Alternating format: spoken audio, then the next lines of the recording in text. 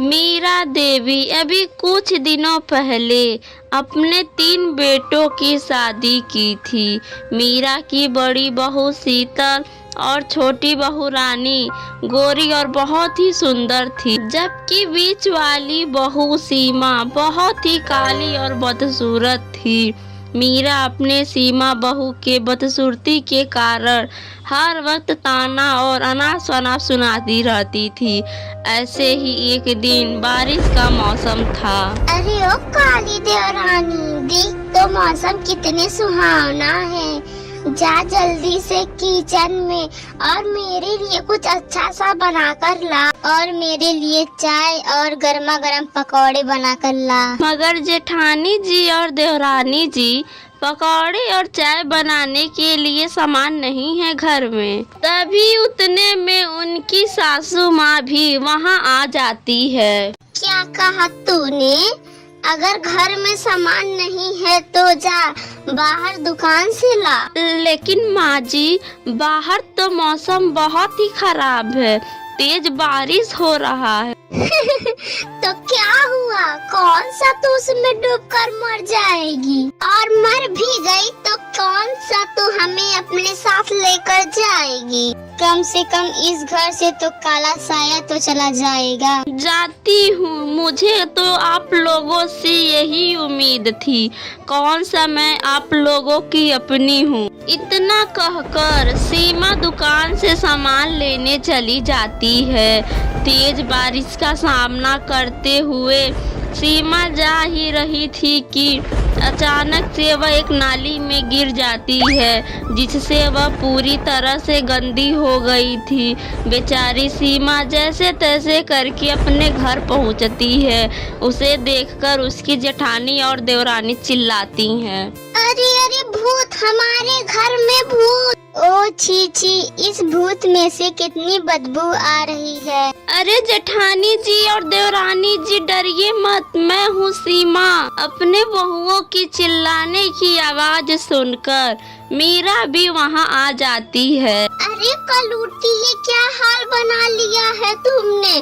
तुम्हारे शरीर से कितनी बदबू आ रही है। सच में आज तू बदसूरत और डरावनी लग रही है। सीमा एक नजर से ही अपने दोनों जेठानी और देवरानी को देखती रहती है। तभी मीरा ने बोला, अरे कल्लू, तू मेरे चांद जैसी बहुओं को क्यों घूर रही है? इन दोनों को नजर लगाएगी क्या? जा अब जाकर नहा ले, इतनी गंदी स्मेल आ रही है तेरे शरीर से। इतना सुनकर सीमा उदास हो जाती है और नहाने चली जाती है। जब रात उसका पति आकाश घर काम खत्म करके आता है तो अपनी माँ से पूछता है, अरे माँ, सीमा कहाँ है? दिखाई नहीं दे रही है। महारानी आराम फरमा रही है अपने कमरे में, और क्या करेंगी? जरूर आपने ही उससे खरी खोटी सुनाया होगा। हाँ हाँ, तू मुझ पे ही शक कर ली। पता नहीं उस कलूटी में तू क्या देखता है जो उसी के साइड रहता है। माँ, मैं आपकी इन्हीं बातों और आदतों के कारण परेशान हूँ। खैर, मैं आपसे बाद में बात करूँगा। सीमा अपने रूम में बैठकर सारी बातें सोचकर रो रही थी, लेकिन आकाश के आते ही वह अपना आंसू पोंछ कर मुस्कुराने लगती है। सीमा को देखकर आकाश कहता है, मैं अभी तुम्हारा मूड सही करता हूँ। ये लो एक छोटा सा तोहफा। ये साड़ी आप मेरे लिए लाए हैं? अरे नहीं नहीं, ये तो साड़ी मैं पड़ोसी के लिए लाया हूँ। अरे आप भी ना। उस बड़े से घर में उसे प्यार और उसका ख्याल रखने वाला सिर्फ उसका पति था। मीरा की बड़ी बहू और छोटी बहू गोरी और बहुत ही सुंदर थी, जिससे वह उन्हीं से प्यार करती थी, जबकि सीमा को अपने रंग रूप और बदसूरती के कारण उसे अक्सर गाली और ताना सुनने पड़ते थे।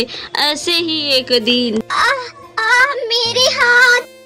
क्या हुआ छोटी बहू? माँ जी, खाना बनाते वक्त मेरा हाथ हाथ जल गया और दर्द हो रहा है। माँ जी अब मैं खाना कैसे बनाऊं? बहू तू तो वैसे ही इतनी कोमल और नाजुक है और ऊपर से तूने अपना हाथ भी जला लिया। क्या जरूरत थी खाना बनाने की? तू यहीं रुक।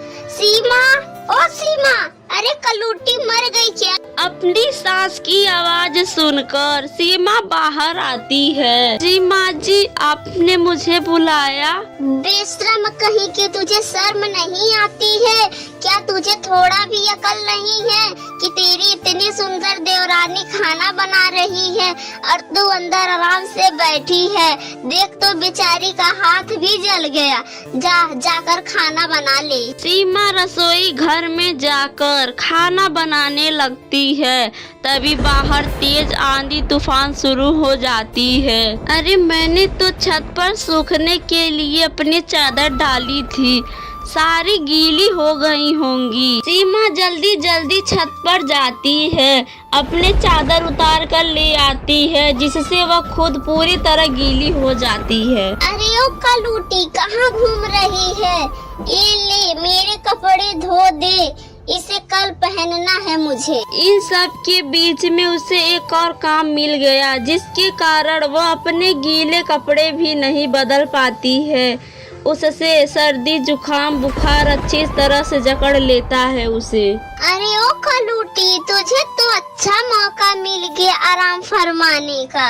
नहीं नहीं माँ जी, मेरा सच में तबीयत खराब है, ऐसा लग रहा है कि मैं मर जाऊंगी। हाँ हाँ ठीक है, जा तू दवाई खाकर आराम कर ले। आज का काम ये दोनों बहुएं देख लेंगी। क्या मतलब है आपका कि दोनों बहुएं आज का काम देख लेंगी? दोनों बहुएं ने काम का जिम्मा थोड़ी न ले रखा है। हमसे नहीं हो पाएगा घर का काम। ये क्या कह रही हो सीमा? बहू की तरह तुम दोनों बहुओं का भी जिम्मेदारी है घर का।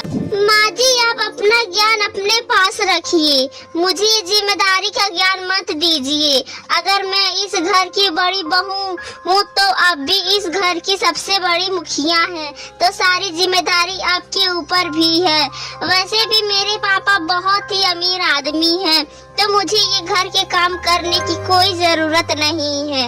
वैसे भी मेरे पास पैसे की कोई कमी नहीं है और बारिश का सुहावना मौसम मैं खराब नहीं करूँगी। बाहर कितना अच्छा मौसम है और आप चाहती हैं कि मैं घर के कामकाज करूँ? हमसे नहीं हो पाएगा। मैं तो जा रही हूँ बाहर खाना खाने।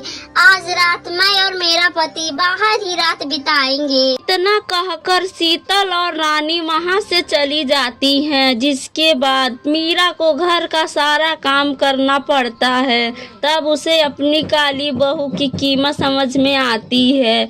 मीरा अपने काली बहू सीमा के पास गई और उससे माफी मांगने लगी। सीमा बहू मुझे माफ कर दे, मुझसे बहुत बड़ी गलती हो गई। मैंने तेरे रंग को लेकर कितना कुछ कहा, तेरे रंग के कारण तेरी अहमियत भी नहीं समझ पाई मैं, लेकिन आज मुझे तेरी अहमियत समझ में आ गई है और मैं अपने गलती पर पछता रही हूँ। मुझे माफ कर दे। सीमा भी कुछ कहती कि उससे पहले आकाश बोल पड़ता।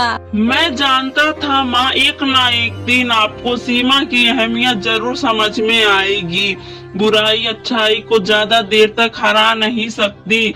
आज तो आपको समझ में आ ही गया होगा कि दोनों बहुओं का असली चेहरा आपके सामने आ ही गया। अपने बेटे की बात सुनकर मीरा की आंख खुल गई। तब से वह सीमा को ज्यादा प्यार और सम्मान देने लगी, जिसे देखकर उसकी दोनों बहुएं जलने लगी और वह दोनों बहुएं कुछ दिनों बाद अपने पति के साथ अलग अलग शहर में शिफ्ट हो गए। तब वही आकाश और सीमा मीरा के साथ खुशी खुशी जीवन बिताने लगे।